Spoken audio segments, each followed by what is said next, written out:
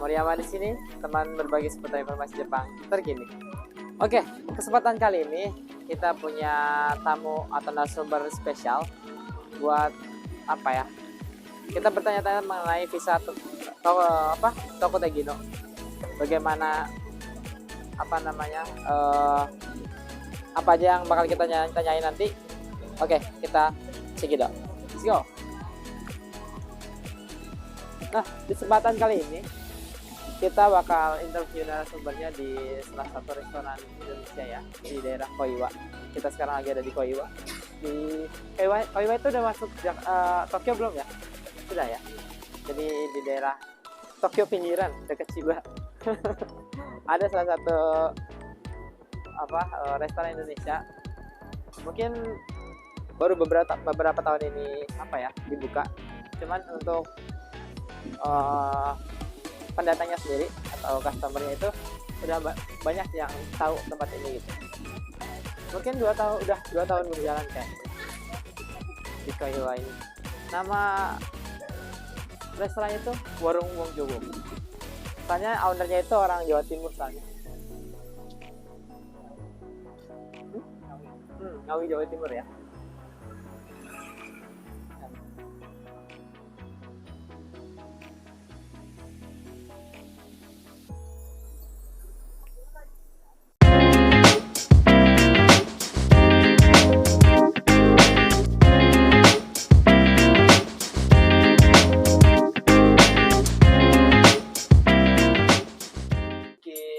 Oke, untuk sesi kali ini kita mau buka podcast ya. Yang sebelumnya kita itu keliling dan sekitar. Sekarang kita mau versi podcastnya. Soalnya kalau versi ini lebih agak serius ya, jadi bisa informasinya lebih tertata, rapih gitu. Buat teman-teman juga bisa fokus buat dengerin juga. Nah, kesempatan kali ini kita kedatangan narasumber kita, ada 3 orang. Hai. Oke, yang pertama ya saya kenalkan terlebih dahulu ada Kak Fauzi ya. Beliau sekarang di Jepang bekerja di salah satu TSK di Akihabara ya. Namanya boleh di saya Fauzi dari Global Ally Tokyo. Terima kasih. Oke, di Global Ally ya. Di Global Ally. Ally? Ally. Oh, berarti aku salah cuang nih, mohon maaf. Global Ally. Aku kira kayak yang di One Piece ya, Lily itu, Ellie gitu kan. Oh, Ally. Siap. Berarti TSK Global Ally di Akihabara Tokyo ya. Dan 2 ciwi-ciwi cantik ini ya. Ini dulu kita ketemu ya. Di mana kita ketemu? Dari tadi dulu ya kita ketemu ya. Iya. Ketemu di mana kita lupa. Dari Yamato. Yamato. Yamato mah kita udah ketemunya dari awal ketemu ya. Mana? Speech Taikai. Iya. Waktu ini ya, lomba kontes di Matsudo bukan Kashiwa dulu ya. Iya, kita dulu kontestan ya waktu di Yogyakarta ya. Itu lomba speech cuman kalah. sama kita juga kalah. Yang menang orang mana tuh? Keturunan Pakistannya itu Hafu nggak sih? Apa dari kecil dia di Jepang ya? kayaknya iya dari kecilnya di Jepang gitu, kayak warlock gitu, ngomongnya itu fluence banget, lancar banget gitu. Oke, mau nggak persilakan kenalkan nama dulu. Kalau Afina sekarang lagi Semonggako di International Kokusai apa? International Business College di Asakusabashi. Oke, jurusannya apa ya? Bokikosu. Apa tuh Indonesianya? International. Kalau bahasa Inggrisnya International Trading. Trading. Wow. Berarti sulit juga nih. Boiki ya. Bokikosu. Oke, next. Halo, nama saya Tari. Aku sama kayak Afina. Jadi kita sebenarnya tuh dari Indonesia udah bareng gitu. Sampai sekarang. Iya. Berarti dari Indonesia Bandung ya. Iya. Dari Bandung ya. Udah teman sekolah, ke Jepang juga bareng, sekolah barengan terus pokoknya. Bener banget itu yang terakhir. Sumpah. Oke. Untuk selanjutnya ya, karena kita mungkin banyak teman-teman di Indonesia yang mau gimana sih ke Jepang tuh gitu. Kan ada banyak ya cara ke Jepang, ada yang mungkin dari sebagai pelajar, dari pemagang atau Toko Tegino. Nah, di sini kita punya spesialis Toko Tegino ya, Kak Fauzi ini. Jadi apa sih Toko Tegino itu gitu. Terus mau Tegino bisa ngambil secara pribadi kah atau harus lewat LPKK gitu. Mungkin bisa lebih jelasnya nanti kita tanya saja ke Kak Fauzi ya. Nah, untuk pertanyaan pertama nih Kak. Oke. Apa sih sebenarnya Toko Tegino itu tuh? Jadi Toko Tegino specialized to work visa ya. Specialized skill work visa. Jadi visa yang dikhususkan kepada tenaga kerja yang mempunyai keterampilan khusus di 16 bidang tertentu yang sudah ditetapkan oleh pemerintah Jepang ya kayak. Jadi dalam bidang itu masing-masing punya ujiannya masing-masing ya. Iya. Nah, nanti kandidatnya itu bisa pilih salah satu ataupun bisa apply ke semua bidang juga sih, sebenarnya nggak ada masalah sih, sebenarnya nggak terbatas, cuman visanya ya untuk pekerja asing. Dan ada beberapa negara yang disasar oleh visa tersebut ya, termasuk Indonesia. Termasuk Indonesia ya, gitu ya. Terus untuk pertanyaan selanjutnya itu yang apakah benar nih Toko Tegino itu emang wajib harus lewat LPK gitu kan? Kalau kita nggak lewat LPK itu nggak bisa kita secara mandiri. Apakah sebenarnya bisa juga dengan mandiri? Oke, secara sistem sebenarnya tiap negara beda-beda ya. Cuman kalau untuk Indonesia itu ada 2 jalur memang, dari jalur P3MI dan jalur mandiri ya. Dan itu 2 jalurnya. Kalaupun LPK paling mereka tuh akan jalurnya P3MI ya. Kalaupun dia LPK, dia tuh cuman mengarahkan ke jalur mandiri gitu. Jadi LPK itu sebenarnya nggak, quote and quote, nggak boleh mengirim ya soal Toko Tegino gitu. Mereka mengarahkan siswanya untuk jalur mandiri, membantu siswanya untuk mendapatkan job. Membantu ya berarti lebih tepatnya LPK itu sebagai wadah untuk untuk belajar lah. Betul. Mempersiapkan untuk mengantarkan si orang tadi ya buat Toko Tegino sendiri tadi ya secara pribadi gitu. Betul. Saya banyak juga yang teman-teman Indonesia, justru aku juga nih sebelum dikasih tahu ini ya aku pikir dari LPK diberangkatin gitu langsung ke Jepang. Ternyata enggak gitu ya. Seperti itu ya. Oke, untuk selanjutnya apa ya? Untuk pengajuan nih atau untuk mendaftar ya. Mendaftar tadi sudah secara mandiri bisa, secara yang P3MI juga bisa ya. Terus buat cara daftarnya sendiri nih Kak, apakah prosesnya itu panjang atau apakah sesulit itu gitu? Apa memang mudah sebenarnya kalau buat mandiri? Sebenarnya kalau dapat SK-nya yang bisa menjelaskan dengan simpel, sebenarnya nggak sulit-sulit amat sih sebenarnya. Prosesnya juga tidak serumit yang kita bayangkan sih sebenarnya. Ya kalau umpamanya teman-teman sudah punya dokumen-dokumen pelengkap ya, seperti JFT atau JLPT ya, sertifikat keterampilan bahasa. Sertifikat keterampilan bahasa yang sesuai dengan persyaratannya, terus surat keterampilan bidangnya telah lulus ujian keterampilan bidangnya, sudah lulus mindset, sudah bisa ambil visanya sebenarnya.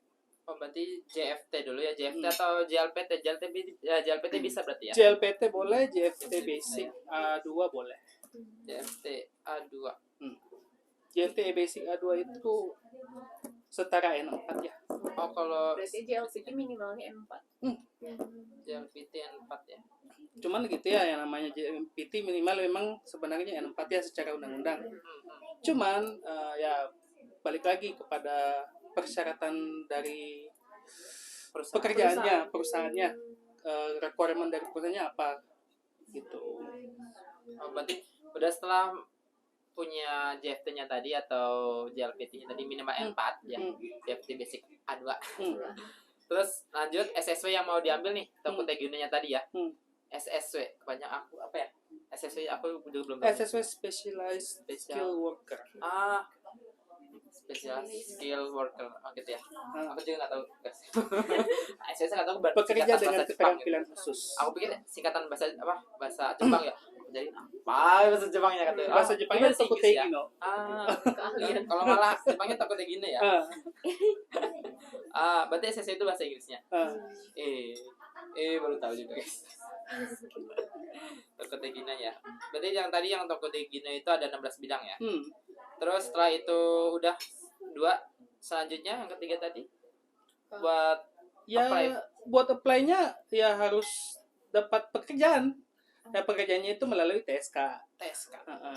Jadi umpamanya teman-teman yang mau udah punya 2 dokumen tersebut, ya bisa cari job juga langsung dari TSK-nya, ya hubungi TSK-nya. Kalau dari TSK-nya dapat job, Mensetsu dapat kontrak, udah tinggal ngurus dokumennya aja. Kontrak. Oh ya, tuh mungkin ini ya. Aku juga mungkin nggak begitu paham dari TSK nih. Kan apalagi yang Indonesia nih, yang di Indonesia. Kita bisa tahu search dapat TSK itu kita dapat dari mana? Mungkin dari website pemerintah atau mungkin dari mana gitu. Kita bisa tahu. Di Jepang sendiri ada website namanya Gairo. Gairo itu portal website Jepang untuk pemerintah Jepang itu sebenarnya untuk mencari job posting yang ada di Jepang. Ya, ada juga di situ job posting dari TSK, di situ ada informasi TSK mana saja. Banyak kok di situ, banyak banget. Gairo. Oh, yang nanti mungkin kita bisa taruh di sini. Boleh nanti.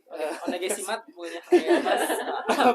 Tapi paling mudah sebenarnya di Facebook sih sebenarnya. Facebook tuh banyak banget sih sebenarnya. Berarti kata kuncinya TSK apa nih? Kata kuncinya tuh buat pencarian.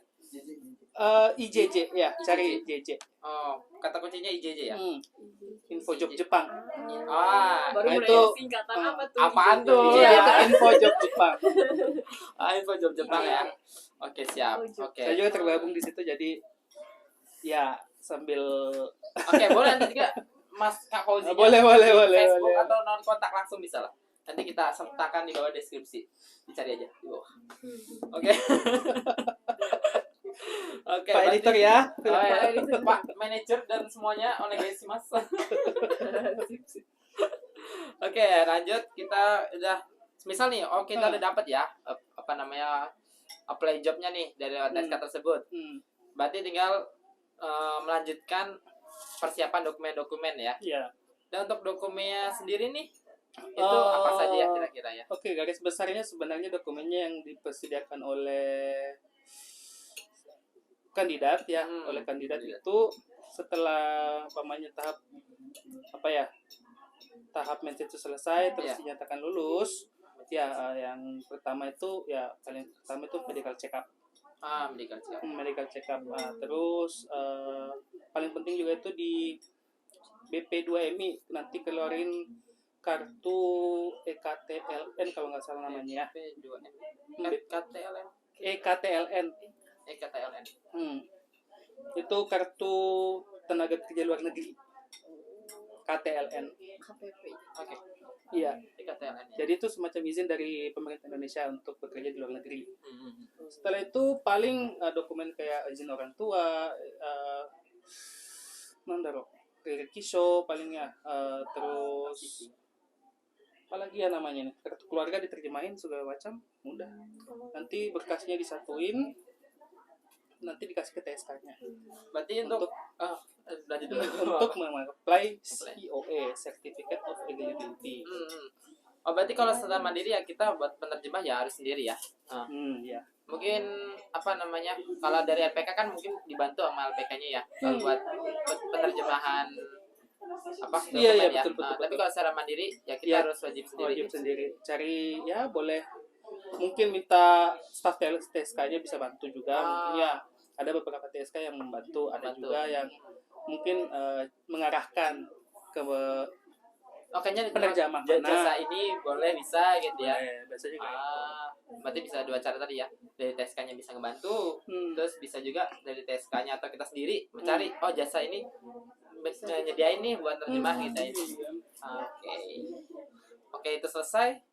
Berarti tinggal nunggu COE-nya datang gitu ya. COE-nya datang ya, apply visa di Konjen atau KBRI atau di VFS, udah keluar, tinggal berangkat.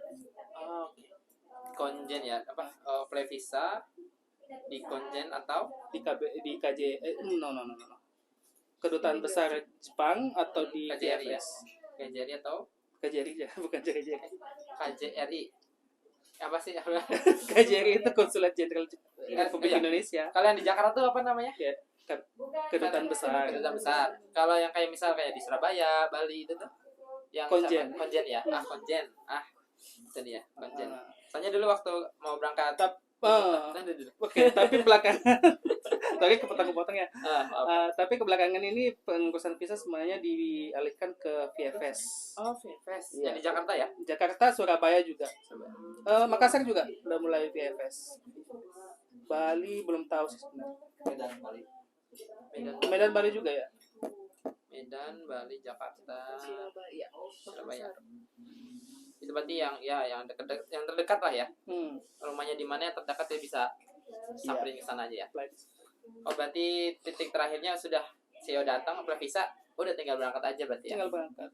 Dan juga buat catatan nih buat teman-teman yang mungkin belum pernah ke Jepang juga, keluar negeri mungkin ya, lebih tepatnya.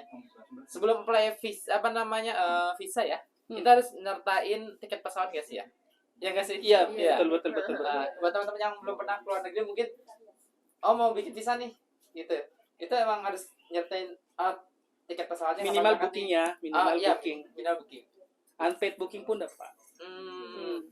Gitu ya. Soalnya ya dulu sekali kan banyak sampai sini unpaid booking pun tidak apa-apa sebenarnya. Iya. Berarti ini berarti proses dari awal sampai akhirnya itu udah selesai ya. Oke.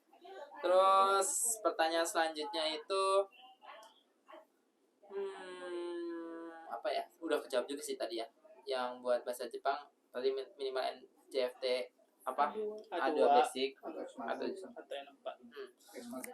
Sekarang untuk yang misal gini, kasusnya bukan yang dari Indonesia. Kasusnya udah di Jepang nih. Oke. Ya untuk pemagang-pemagang yang di Jepang, dia udah mau habis kontrak nih. Itu emang harus pulang dulu baru bisa apply atau emang dari Jepang bisa apply nih? Gitu.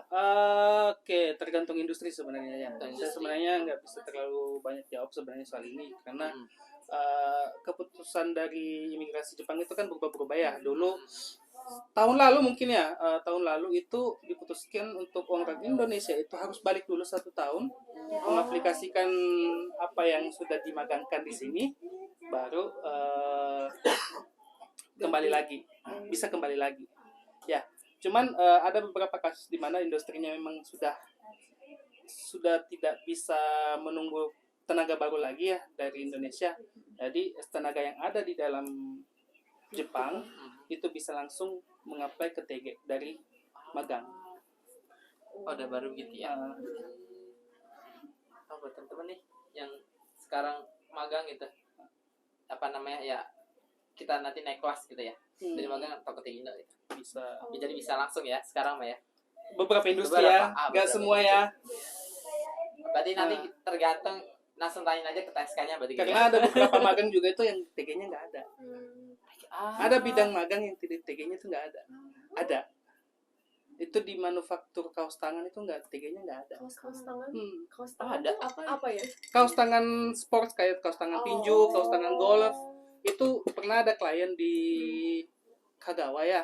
Mereka itu punya anak kenshusei banyak, ada 20 kayaknya. Cuma nggak bisa ke TG karena frameworknya nggak ada.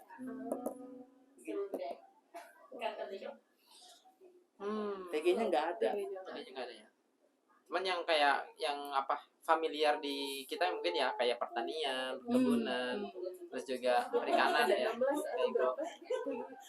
bidang ya. TG itu ada 16 bidang. 16 bidang. Di Indonesia yang banyak? Di Indonesia paling banyak Kaigo, satu caregiver ya. perawat lansia. Oh, untuk orang Indonesia di Jepang ya? Paling populer sih sebenarnya, paling populer untuk orang Indonesia. Iya benar sih, soalnya bonus sama fasilitas yang diberikan. Bonus gitu. Terus sarjana keperawatan kan banyak ya di Indonesia. Ada sekolahnya gitu. Ya juga ada yang program EPA ya kan? Betul ya, program EPA juga. Cuman aku belum gitu paham sih. Ada yang dapat beasiswa, pernah dulu ketemu orang yang mendapat beasiswa. Beasiswanya memang beasiswa Kaigo ya, beasiswa Kaigo. Mungkin EPA juga sih sebenarnya ya. Jadi dari Nihongo Gakko masuk EPA nanti jadi Kaigo Fukushiki langsung. Ada yang kayak gitu. Ada yang dari EPA dari Nihongo Gakko EPA nggak lulus TG dulu. TG dulu nanti kayak ke Fukushiki. Ada yang kayak gitu lagi. Ada yang kayak gitu. Iya. Ya, menyesuaikan berarti ya. Dan untuk ini, misal nih, yang dari Indonesia kan tadi, apakah ada batasan usia gitu untuk oke. Ini tricky sebenarnya sih. Soalnya kan ya kan Indonesia udah lulusan, apalagi biasanya udah beda di Indonesia gitu. Makanya di Jepang prospeknya lebih bagus nih kayaknya. Cuman aku udah umur segini kira-kira bisa nggak ya gitu. Jadi gini, kalau dibilang batas bawah sebenarnya 18 tahun ya. 18 tahun ke atas itu sudah boleh kerja di Jepang ya dan sebagai tokopedia saya kan. Cuman gini ya, kalau dibilang batas atas sebenarnya itu dalam aturan pekerja migran di Jepang itu kan sama dengan pekerja Jepangnya juga sih sebenarnya. Itu nggak ada batasan umur. Cuman kembali lagi kepada industrinya dan kebutuhan perusahaannya masing-masing ya. Perusahaannya masing-masing. Jadi kadang-kadang ada yang mintanya di bawah 40, ada yang bisa 40, ada yang bisa di bawah 50. Tapi kalau di bawah 50, 40 sampai 50 itu agak neck ya, agak mungkin bisa, cuman agak effort ya. Ya 35 ke bawah oke lah ya. 35 ke bawah ya oke lah. Oke ya, masih peluangnya terbuka lebar gitu. Ya mungkin lebih mah kalau emang benar-benar ada keinginan tinggi gitu. Ya mungkin bisa diusahakan, cuman ya perlu jiwa dan semangat yang tinggi gitu. Mulai pada gitu. Ya, kebanyakan muda-mudi Indonesia banyak nganggur, silahkan. Di Indonesia susah nyari kerja. Gitu ya. Bisa dimanfaatkan. Jepang lagi kekurangan tenaga kerja soalnya. Oke, untuk selanjutnya apa ya ini ya?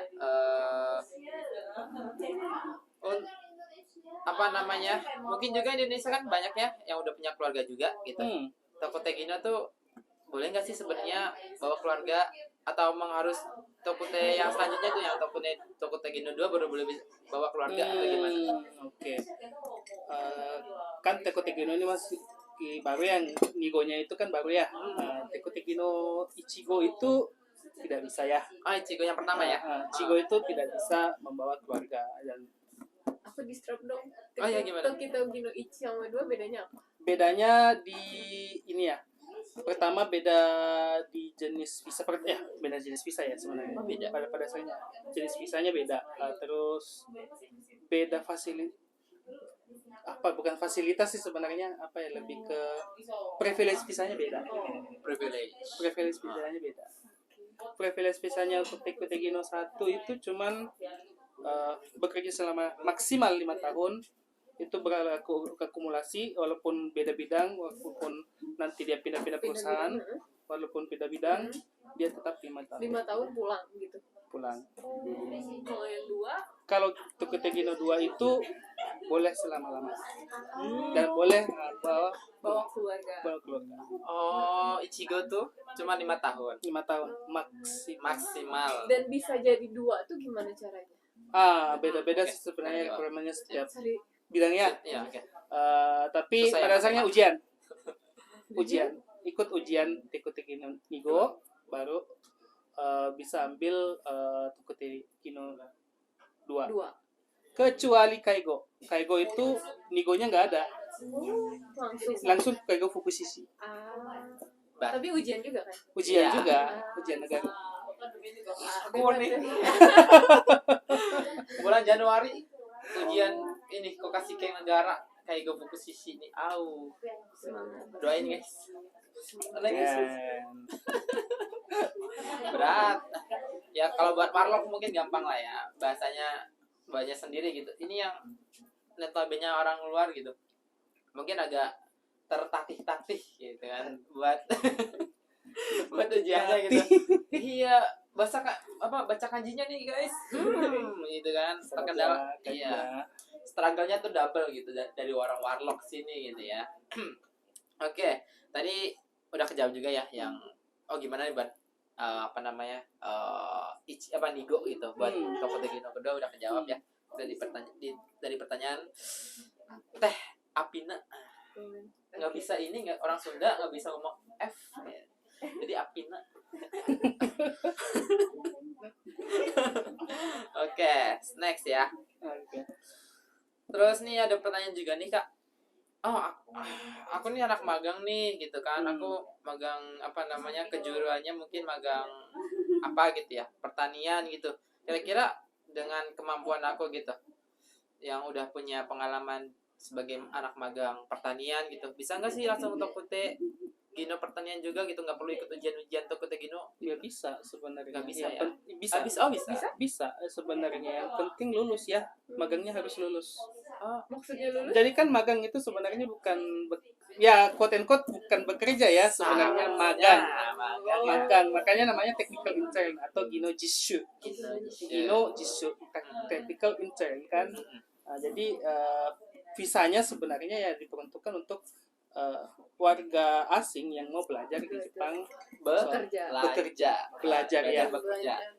sambil digaji ya, sambil memenuhi kebutuhan pekerja gitu di Jepang.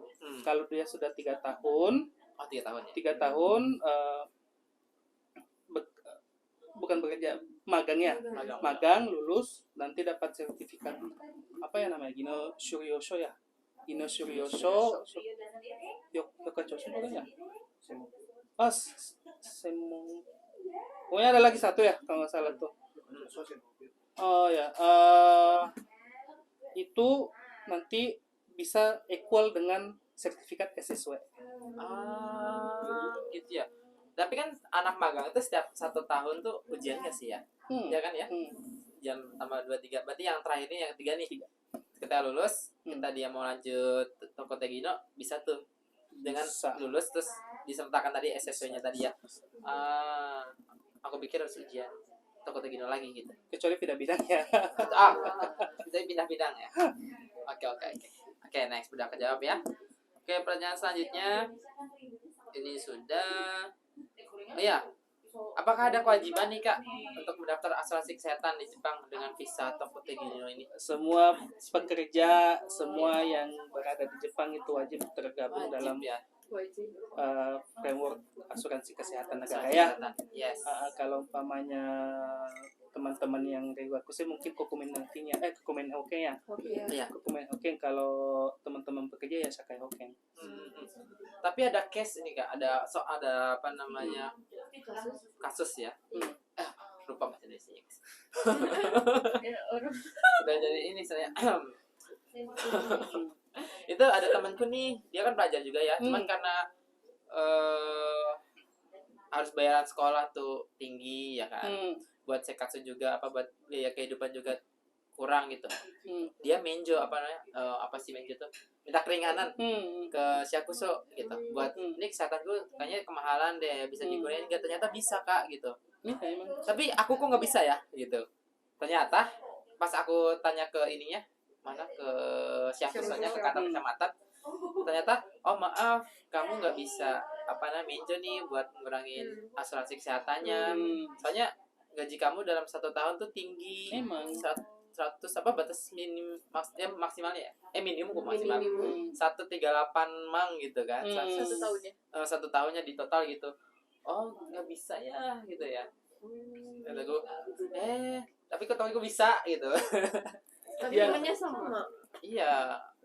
Gajinya sama. Cuman karena masuk di Yamatonya mungkin lebih awal saya ya, jadi mungkin ya tergantung catatan pajaknya aja sih. Iya. Itu terhitung setahun gitu ya. Yes.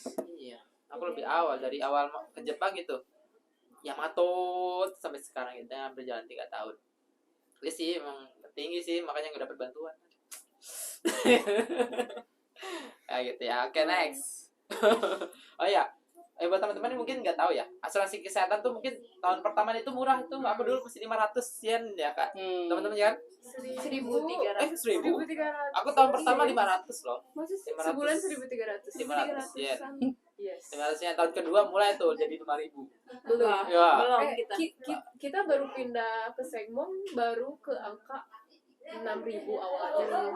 Tiba-tiba ganti lagi jadi 17.000. Yes.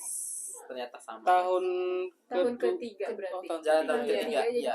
Jalan tahun ketiga udah mulai banyak ya. Setengahan nih. Aduh, tahun 1-2 masih 1.300. Aduh, kataku ini nggak sesuai konsep mau nabung nih kan? Iya. Bukan mau nabung, mau nangis. Iya kan, biasanya cuma udah diisiin 5.000 buat asuransi kesehatan, ini kok pas nambah baru lagi, lah kok nambah 1 juta? Iya. Gagal nabung gitu aku. Aduh, itu agak shock sih Jepang sih. Iya sih. Itu benar. Ya kayak parah. Masih murah tuh. Sekarang yang juga kan. Berapa Pak? Sekarang yang udah lama di Jepang nih.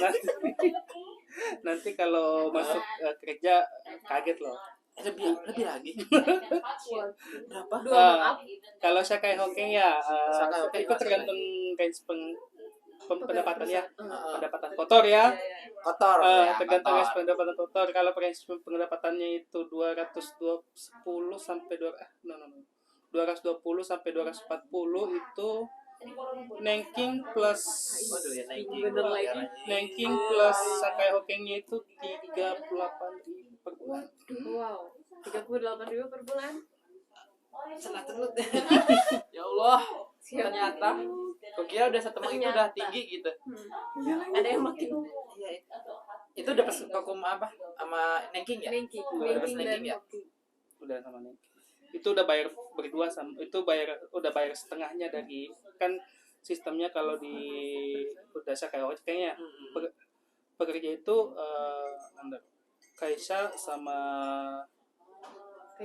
Kaisaing ya, Kaisa sama Kaisaing itu bayar setengah-setengah gitu. Oh, jadi umpamanya tercatat di slip gaji itu 438 ya sebenarnya harusnya kali 2, tapi dibayar sama Kaisa setengahnya. Oh, berarti itu udah kita tinggal bayar setengahnya aja. Itu 38 tuh tinggal udah dibayar Kaisa. 38 mang, hampir 4 juta guys. Hampir 4 juta per bulan itu buat asuransi kesehatan doang ya. Buat Nanking juga. Oke. Lumayan berat sih. Oke, next. Nah, untuk gaji nih Kak. Soalnya di sini temanku juga kan ya ada yang orang takut Tegino gitu ya. Takut Kaigo khususnya ya. Sama yang Kaigo Fukushiki nih. Itu ternyata ada gap perselisihan gaji gitu. Ternyata lumayan jauh loh gitu ternyata yang temanku cerita tuh itu dia ada gapnya tuh sekitar 4 mang per bulannya gitu. Yang buat case-nya nggak tahu ya. Lu buat apa namanya di toko tiga lain apa juga sama gitu, bukan kayak gue doang ya kayak gitu. Begini ya, kalau sistem penggajian itu tergantung dari yang pertama itu base-nya tuh Seite Chingging atau UMR ya, UMR Jepang itu dan UMR masing-masing daerah itu beda-beda ya. Pertama, yang kedua tergantung kebijakan perusahaannya aja. Yang penting tidak melewati Seite Chingging ya. Tidak melewati UMR. Kalau UMR kalau dibilang bedanya ya, komponen gaji tuh ada banyak sebenarnya ya. Banyak banget ya sebenarnya komponen banyak. Ada kayak namanya basic salary, ada yang namanya THT atau tunjangan, ada yang namanya lembur, ada yang namanya koki zangyo, itu macam-macam sebenarnya. Kalaupun memang ada gapnya beda, ya tergantung itu jabatannya apa gitu kan, kualifikasinya apa gitu. Kalau umpamanya kayak Fukushiki kan pertama sudah N2 kan, kan. Kedua pasti dia punya tanggung jawab lebih, artinya dia tuh dapat mungkin ya, saya nggak tahu persis sebenarnya, mungkin dia sudah dapat tunjangan jabatan ya, terus mungkin dapat tunjangan lain-lain gitu. Itu tergantung dari perusahaan. ada kelebihan di satu bidangnya tadi ya. Berarti nggak semerta-merta tuh emang kerjanya sama, cuman kok gajinya beda itu enggak ya? Memang si yang fokus di sini tadi mungkin ya jabatannya mungkin. Ada pun juga kadang-kadang kasus gini ya, kita sama-sama masuk, tapi gajinya beda ada sebenarnya. Ada kasus seperti itu. Mungkin orang yang ini hitungan gajinya beda, ini hitungan ini katanya gajinya beda gitu. Ada yang seperti itu. Mungkin yang satunya ini dia lebih karena mungkin dapat bonus atau dapat tunjangan lain-lain atau dapat lemburnya banyak. Itu kan tergantung semuanya dari juga ya. Ya bisa dibilang ya cuman tetap ada perbedaan dikit lah ya, dikit aja palingnya antara yang apa sih yang mengganggu itu fokus sisi gitu sama yang topiknya gitu ya. Ada cuman dikit aja gitu ya. Oke, next. Selanjutnya apa ya? Mungkin teman ada yang mau nanya, silakan. Mumpung ada narasumber kita. Aku punya pertanyaan. Apa tuh? Temanku magang di sini, terus dia pindah TG, terus dia pengen jadi pelajar di sini. Bisa gak sih dari TG jadi pelajar di sini? Ya sebenarnya bisa sih. Bisa. Yang penting bayar uang. Yang penting bayar uang masuk. Yang penting gini, yang penting gakonya mau terima. Oke, pertama. Yang penting gakonya mau terima. Terus gakonya mau mensponsori juga bisa. Dia nggak mau diem kayaknya. Harus berarti Nihongo Gakko dulu ya? Atau harus pulang ke Indonesia dulu? Enggak. Bisa langsung. Bisa. Dari TG tadi ya kalau mau lanjut kuliah atau Semong Gakko ya. Tapi kalau Nihongo Gakko gitu? Nihongo Gakko sebenarnya gimana ya?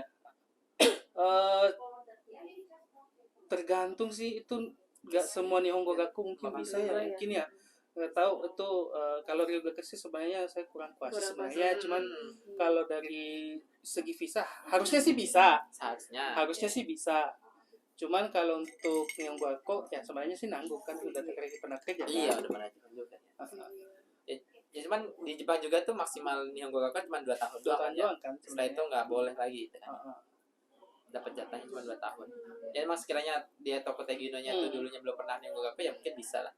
Cuma ya lu ngapain aja nih sama nggak belajar gitu kan. Pokoknya selogisnya aja. Kalau migrasi mengatakan ini logis, misalnya ini logis karena mau ini karena mau menambah skill bahasa Jepang. Ya mungkin juga sih ya. Buat lebih memantapkan diri. Mungkin aku mulai percaya diri nih kalau masuk Semong gitu, Semong Gakko atau Daigaku. Kalau bahasanya Jepang segini gitu ya. Di Nihongo Gakko mau persiapan EJU. Benar juga. Jadi ini apa namanya? Susah. Tidak ada yang tidak mungkin ini. Kan ya namanya masuk di Daigaku pasti butuh EJU kan. EJU. Oke, next. Nah, misalnya Kak, ada yang kehilangan pekerjaan nih di Jepang, entah dia karena corona jadi harus diberhentikan atau mungkin ya pelanggaran ya, mungkin ini dua yang beda ya, atau sakit ya. Jadi diberhentikan di Jepang. Biasanya tosang. Ya. Biasanya kayak gitu. Iya gitu kan. Banyak. Apa namanya tosang tuh bisa Indonesianya? Bangkrut ya, gulung tikar gitu kan. Apakah harus pulang dulu nih ke negara, apa dia bisa nih ada bantuan dari pemerintah buat sementara di Jepang dulu cari pekerjaan lain, atau kamu harus pulang dulu deh. Kehilangan pekerjaan itu kan ada beda-beda ya alasannya ya. Kalau kehilangan pekerjaan ya karena dia dipecat atau keasianya bangkrut itu beda ya. Sama sebenarnya, pada saya sama, itu namanya kaisha guaya.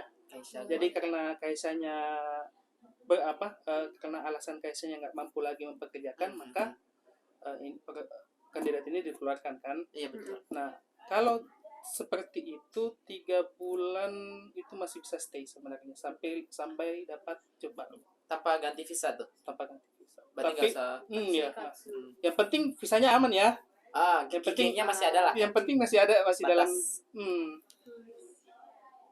Iya. Ikan naik oke. Yang penting 3 bulan. 3 bulan itu nggak boleh lewat dari 3 bulan. Karena kalau lewat dari 3 bulan itu visanya bisa hilang. Walaupun panjang, tapi kalau dalam 3 bulan itu nggak dapat job baru, visanya bisa hilang gitu. Terhitung 3 bulan itu setelah gimana nih? Perusahaannya itu melaporkan ke Syakusenya, oh aku udah iya. melepas anak ini gitu. Betul. Terhitungnya di situ. Iya. Dari tanggal sekian selama 3 bulan tuh silakan cari pekerjaan lain, kalau nggak ada ya mohon maaf Anda harus pulang ke negara masing-masing. Ya dapat bantuan dulu dari Hello Work itu kalau dikeluarin dari perusahaan, kalau perusahaan yang umpamanya bangkrut ya itu bisa dapat bantuan loh dari Hello Work. Tapi kita apply ke sana. Apply dulu ya. Oke. Apply-nya mungkin kita di next video lah ya, itu kayaknya butuh banget itu ya. Oke. Langsung apply dulu ya. Oke. Next. Terus ini nih apa ya? Sistem perpajakan ya. Kita lanjut ke sistem perpajakan. Buat Toko Tegino tuh bagaimana ya perpajakannya ya? Apakah pajak ya? Oke. Ya. Pajak itu macam-macam ya. Pajak itu macam-macam ya. Jepang tidak. Koyohoken itu asuransi ya kalau nggak salah. Ya, tapi dia komponen lain dari Saka Hoken sebenarnya. Dia Koyohoken ada Jiminze, ada Shokotokuze. Sama apa ya? Biasanya Shotokuze yang paling umum sih Shotokuze sama Jiminze. Jiminze itu pajak penduduk. Shotokuze itu pajak penghasilan. Iya. Kalau bilang masalah pajak ya besaran pajaknya itu kan masing-masing daerah beda. Pengalinya beda. Pengalinya beda. Yang penting dia berada di mana, terus pokoknya nanti kalau di slip aja ada deh kelihatan itu. Kalau dibilang sama atau bedanya tidak, itu semuanya sama kok. Sama ya. Pajaknya sama semua kok. Pelajar yang baik itu juga dipajakin. Iya emang. Makan 10%, iya kan? Semua sebenarnya pajak di Jepang, guys. Oh iya, sambil santai nggak apa-apa loh, kita sambil makan. Ya Allah, ini dianggurin makan aja, maaf kasihan. Sambil makan ya Bapak, santai kita. Iya, oke ya, itu aja mungkin pertanyaan dari yang Toko Tegino ya. Mungkin nanti teman-teman mau tanya lagi bisa di deskripsi aja. Nanti kita lempar nih untuk perihal apa ya, pelajar atau Ryugakusei di Jepang ya. Bersama narasumber kita selanjutnya. Ya. Oke, gimana, siap ya? Oke, aku terima kasih dulu dong ke Kak Fauzi ya. Terima kasih banyak ya, sama banyak sekali panjang lebar tentang Toko Tegino ya. Oke. Sekarang kita gantian nih nanya ke ciwi-ciwi ya. Masih kuat. Kita udah berapa menit ini ya? Oke. Mungkin ini dulu. Nanti buat videonya nih kita cut dulu di sini ya. Nanti buat sesi yang fokusnya di video part 2-nya. Oke. Oke, sampai sini dulu ya guys. Oke, kita tunggu sini dulu ya. Oke, sampai jumpa lagi di topik Ryugakusei ya. Oke, minasan, jamatane. Oke.